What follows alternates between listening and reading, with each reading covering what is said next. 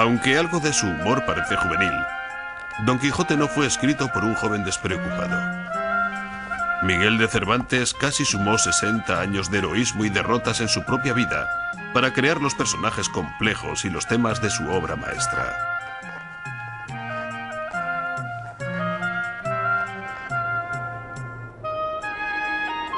Nació hacia 1547 y pasó su juventud viajando por el país con su padre, viajes que algunos creen inspirarían más tarde las idas y venidas del loco caballero. Aunque tuvo muy poca educación formal, Cervantes poseía un brillante intelecto y el espíritu de un idealista. Su firme creencia en Dios y en el país le llevaron a abandonar una prometedora carrera literaria en favor de su profesión militar. En 1571 Cervantes se sumó a otros 28.000 soldados cristianos que pusieron rumbo hacia el sur para defender su fe contra la creciente amenaza de los musulmanes turcos. Los historiadores han llamado a la batalla de Lepanto el día D del siglo XVI.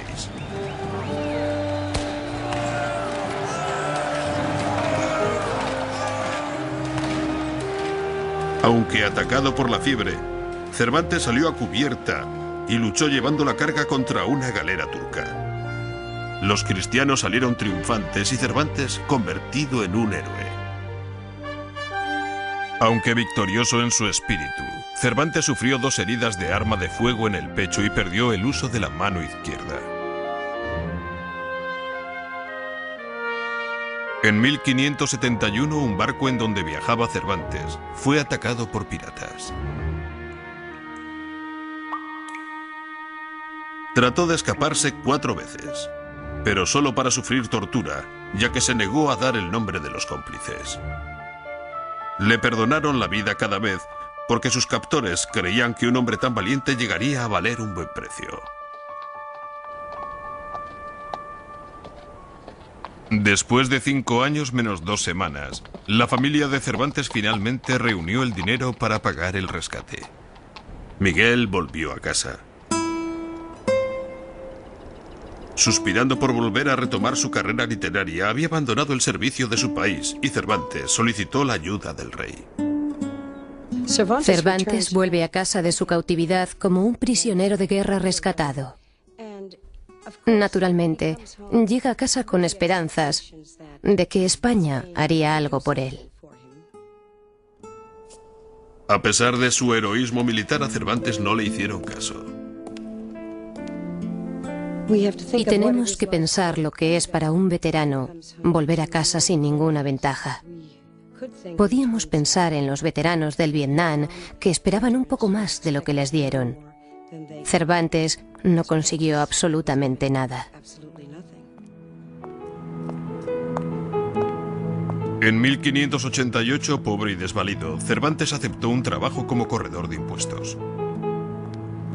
Pero con una mente más preparada para la fantasía que las finanzas, pronto fue arrestado por anomalías en el control de sus cuentas.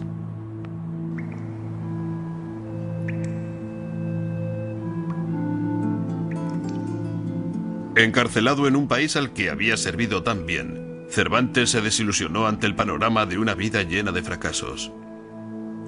Su idealismo empezó a erosionarse. Cervantes empezó la vida como un idealista. Pero Don Quijote no fue escrito naturalmente por un idealista. Está llena de ironía oscura.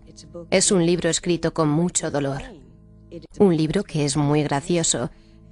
Y de tal manera que la combinación es tan extraña que podríamos reír y llorar al mismo tiempo. Más que escribir un libro con los relatos de todos los fracasos de su vida, Cervantes prefirió reírse ante la locura de su idealismo. Y para eso necesitaba un loco. Un lector por placer. ¿Qué podría esperar mi ingenio estéril, medio formado, de la historia de un pobre chaval, cuya cabeza está llena de pensamientos que nadie jamás podría pensar? Cervantes da a este hombre la armadura y el escudo para que lleve a cabo su parte. Pero el problema está en que el mundo no quiere jugar con él.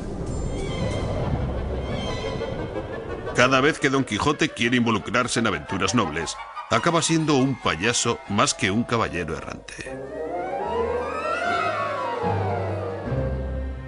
Este tío parece ser el fruto real de una tropa. Este individuo definitivamente está loco. Él estaba cumpliendo el guión como si al volver a escribir un nuevo capítulo con una nueva aventura fuera algo bueno contar un nuevo viaje en ácido. En un pasaje memorable, Don Quijote demuestra su valor contra un ejército invasor. Este es el día, te digo, cuando necesitaremos mostrar lo que nunca antes mostró el valor de un ejército, y el día en el que yo haré hazañas que serán escritas en el libro de la fama para futuras generaciones.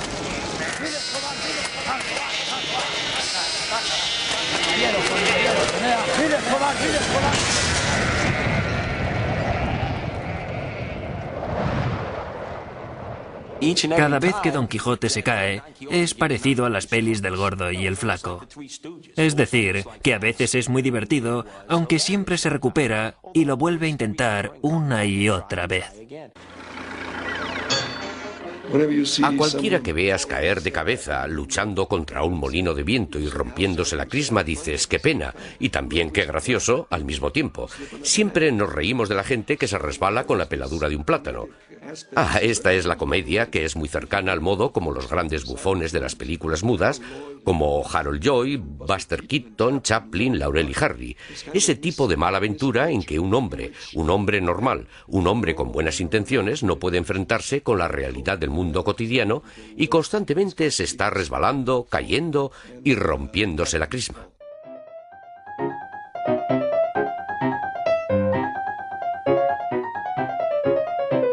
En 1904, el arte de la cinematografía dio a los franceses un nuevo artilugio para reírse de lo absurdo del caballero.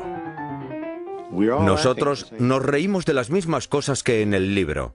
Resulta asombroso cómo ese humor puede ser traducido a través de la distancia del tiempo y de la cultura. Esos son españoles del siglo XVII. Debe existir una extraordinaria dosis de humanidad para que sigamos riéndonos ante las mismas cosas. El gracioso libro de Cervantes era un bien muy apreciado, pero no había mucho humor en la vida cotidiana. La España que Don Quijote captó estaba llena de torbellinos. Era la nación más poderosa del mundo, pero España estaba derrochando las riquezas de las conquistas del Nuevo Mundo y las clases más bajas sufrían por ello. A medida que la economía fallaba, la monarquía utilizaba la religión para controlar la nación que estaba cambiando. En una época en la que en Europa el Renacimiento estaba dando origen a ideas dinámicas de Da Vinci y Galileo, España se ancló en la doctrina religiosa y empezó a purgarse de cualquier cosa que no se sometiera a las normas. Fue la época de la Inquisición española.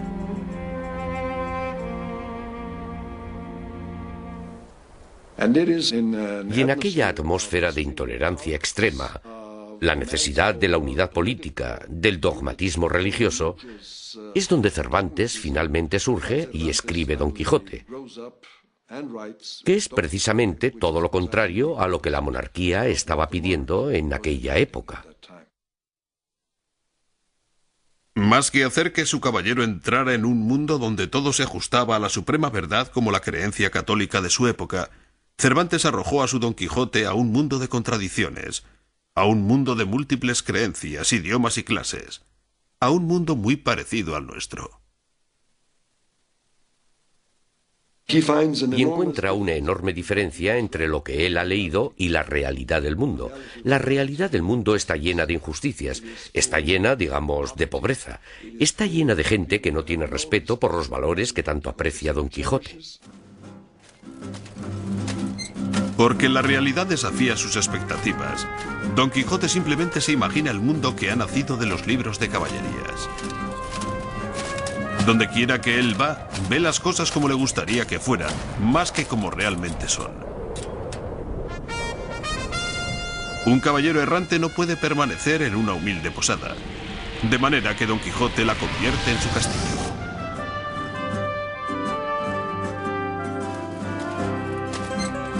Los psiquiatras entenderían esta alteración de la realidad de Don Quijote como un mecanismo para ir tirando. Nosotros llamamos a esto realidad, porque estas cosas existen fuera de nuestra mente. Son incambiables, absolutas. Puede que nosotros no veamos las posadas como castillos, pero cambiamos el mundo para que sea lo que queremos que sea. Don Quijote es una figura heroica para muchos, porque utiliza su imaginación para ver el mundo como le gustaría que fuera, y como realmente necesita que fuera.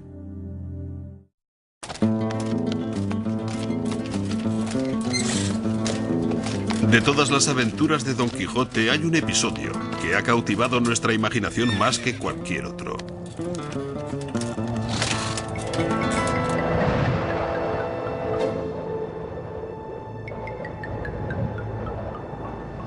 Los gigantes.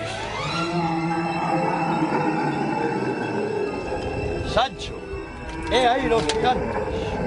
Mira, Sancho Panza, ¿ves a esos gigantes salvajes? Con los que intento luchar, mataré a todos y a cada uno de ellos. Ataca, ataca, ataca, Rocinante, ataca.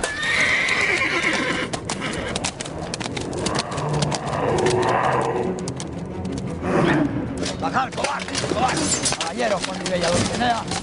Viles cobardes, viles cobardes. ¿Cuándo podremos dejar de nuestra vencido?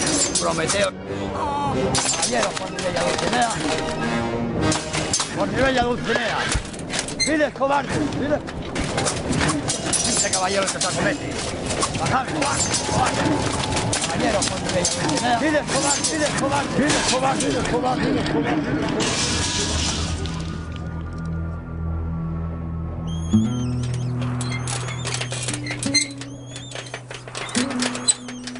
Como es habitual,